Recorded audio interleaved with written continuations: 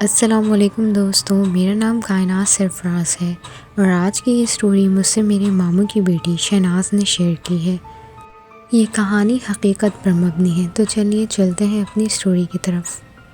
السلام علیکم، میرا نام شہناز ہے اور جو واقعہ میں آپ کو سنانے جا رہی ہوں اس کے کچھ مناظر میں نے خود اپنی آنکھوں سے دیکھے ہیں اور کچھ باتیں مجھے میری بھابھی نے بتائے ہیں۔ یہ واقعہ ہمارے کرایہ دار کا ہے اور وہ کرایہ دار میری بھابھی کے رشتہ دار بھی لگتے ہیں۔ اس کہانی میں ایک فرضی نام استعمال کر رہی ہوں تاکہ اس کی پہچان ظاہر نہ ہو۔ یہ واقعہ تقریباً 1 سال پہلے شروع ہوا جب عروج کے رشتے آنا شروع ہوئے۔ عروج بہت ہی حسین، سمجھدار اور شریف مزاج کی لڑکی تھی، لیکن اس کے گھر جو بھی رشتہ آتا وہ خود ہی منع کر دیتی۔ اس کی زندگی میں کوئی اور تھا جس کی وجہ سے وہ ان رشتوں کو منع کر رہی تھی۔ گھر والوں نے زبردستی نہیں کی اور جہاں عروج نے کہا وہاں پر حامی بھر دی۔ یہ بات ہر کسی کو پسند نہیں آئی، خاص طور پر ان لوگوں کو جو خود عروج کا رشتہ چاہتے تھے، لیکن ان کا خواب ٹوٹ چکا تھا۔ سسرال والے بھی اس شادی کے خلاف تھے، لیکن بیٹے کی ضد کے آگے مجبور ہو گئے۔ آخر عروج کی شادی ہو گئی۔ جب عروج رخصت ہو کر سسرال جا رہی تھی تو اچانک ڈرائیور نے راستہ بدل لیا۔ گاڑی ایک ایسے راستے پر چلی گئی جہاں دونوں طرف قبرستان تھا۔ قبرستان خاموش تھا اور عجیب سی ہوا۔ اس وقت سب کے لیے یہ معمولی بات تھی، لیکن عروج کے لیے نہیں۔ وہ محسوس کر رہی تھی جیسے اس کا جسم بھاری ہوتا جا رہا ہے، جیسے کوئی اسے پکار رہا ہو، جیسے کوئی اندیکھی چیز اسے اپنی طرف بلا رہی ہو۔ اس نے کچھ کہا نہیں، مگر اس کی روح کانپ رہی تھی۔ شادی کے اگلے ہی دن سے عروج کو محسوس ہونے لگا کہ کوئی اور بھی اس کے ساتھ ہے، جیسے کوئی اس کے پاس سوتا ہو، اس کے ساتھ بیٹھتا ہو، ہر وقت اسے دیکھتا رہتا ہو۔ جب اس نے اپنے شوہر کو بتایا تو انہیں لگا یہ صرف وہمی باتیں ہیں، لیکن پھر حالات بدلنے لگے۔ وہ چیز وقت کے ساتھ ساتھ عروج پر حاوی ہوتی چلی گئی۔ عروج اپنے شوہر سے دور رہنے لگی اور تنہائی میں جیسے کسی اور کو وقت دینے لگی۔ ایسا لگتا تھا کہ عروج کے اندر اب عروج نہیں رہی۔ مگر کہانی یہیں ختم نہیں ہوئی۔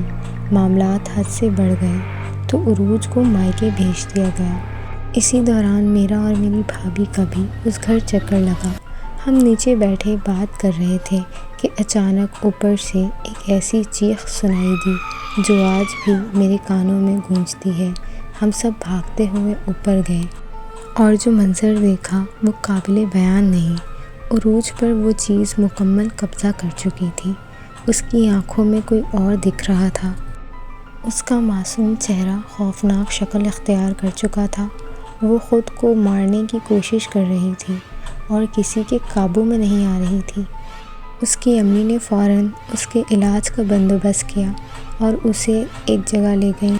علاج کے دوران یہ بات سامنے آئی کہ عروج پر کالا جادو کروایا گیا ہے اور جو چیز اس کے ساتھ تھی وہ بہت ہی گندی اور طاقتور مخلوق تھی جو اسے اس کے شوہر سے دور کرنے آئی تھی اور اپنے ساتھ لے جانا چاہتی تھی۔ عروج کی اولاد کا نہ ہونا اس بات کا ثبوت تھا کہ وہ چیز عروج پر کس قدر حاوی تھی۔ اور چند مہینے بعد عروج کو طلاق ہو گئی۔ کچھ ہفتے پہلے ہی جب بھابھی کا دوبارہ چکر لگا تو انہوں نے بتایا عروج بالکنی سے باہر لٹک کر بیٹھی تھی اور بس کودنے ہی والی تھی کہ لوگوں نے آ کر بچا لیا۔ اس کے بعد گھر میں ہر جگہ اذانیں دی گئیں۔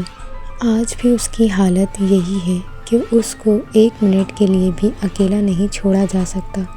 اسے شیشے سے دور رکھا جاتا ہے کیونکہ جیسے ہی وہ شیشہ دیکھتی ہے عجیب حرکتیں شروع کر دیتی ہے، جیسے شیشے کے اندر اسے کچھ اور بھی دکھائی دے رہا ہو، اور وہ گھنٹوں شیشوں پر اپنی نظریں جمائے رکھتی ہے۔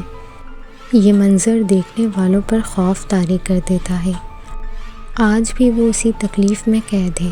آپ سب سے گزارش ہے کہ عروج کے لیے ضرور دعا کریں اور ان لوگوں کے لیے بھی ہدایت کی دعا کریں جنہوں نے حسد، جلن کے چکر میں کسی کی بیٹی کی زندگی برباد کر کے رکھ دی ہے۔ اللہ ایسے لوگوں کو ہدایت دے، آمین۔ تو دوستوں یہ تھی میری کزن شہناز کی حقیقت پر مبنی ایک سچی کہانی۔ اگر آپ کے پاس بھی ایسے واقعات موجود ہیں تو نیچے دیے گئے نمبر یا ای میل پر کانٹیکٹ کریں۔